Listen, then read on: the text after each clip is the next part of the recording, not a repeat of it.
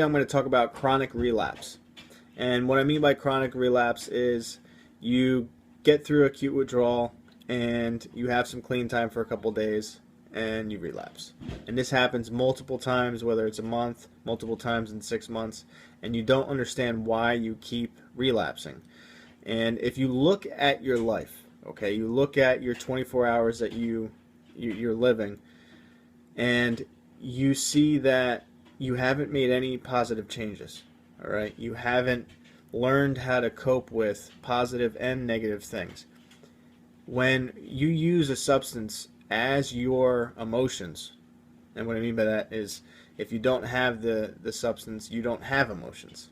So if you use the substance for so long and you take that substance away, you don't know who you are, first of all, and you don't know how to deal with issues. All right, I can't tell you how many times people, especially men, will contact me and tell me that they can't stop crying, they're an emotional mess, they haven't cried in years, but everything makes them upset or makes them show emotion. And that's your body telling you that, or trying to get back to normal.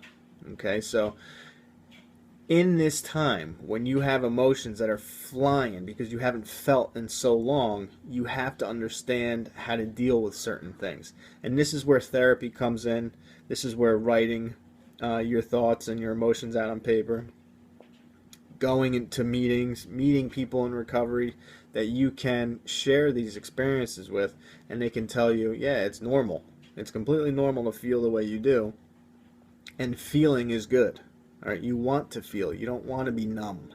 Okay, so chronic relapse is normal, and it's something that happens when you don't make changes in your life, and you don't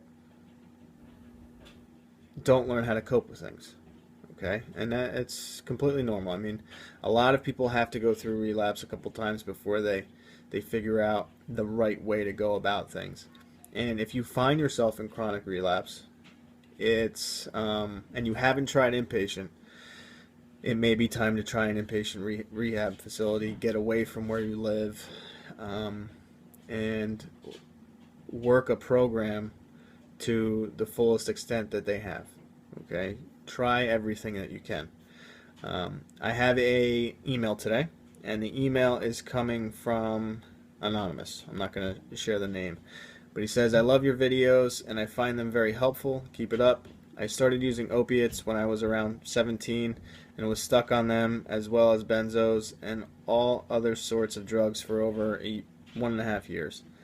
When I was 16, I was only a very occasional pot smoker, and in less than a year, I became a full-blown addict. I used everything from codeine and kratom to dilaudid, blues, oxy, and benzos as well. I first attempted to get clean by going to a detox in December 2014, yet until May 2015 I was a constant relapser. Couldn't put more than a week or two of clean time together. In March of 2015 I thought I had found the answer, Suboxone. Although my tolerance was lower at the time, I was sick of relapsing. Between March and May, I was still getting high every couple weeks. It wasn't until I was kicked out of my senior year of high school because I took too many benzos, and a drug counselor could clearly tell I was extremely high and was also in a partial blackout. I eventually decided that I had enough and tried going to AA more frequently, as well as getting a sponsor and working the steps. After a couple more relapses that got me kicked out of my second IOP, I was finally ready to start putting in some work to stop these relapses.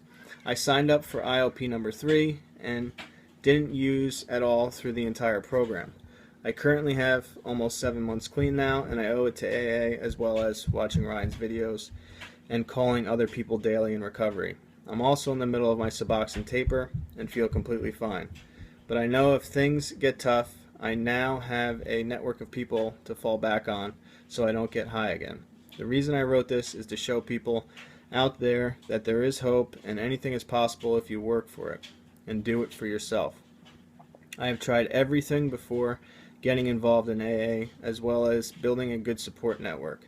Even being on Suboxone without working a program did absolutely nothing in terms of keeping me sober. As a side note, before I end my story, I would recommend not going on maintenance medicine if you can get involved in a program and build a successful support network without it.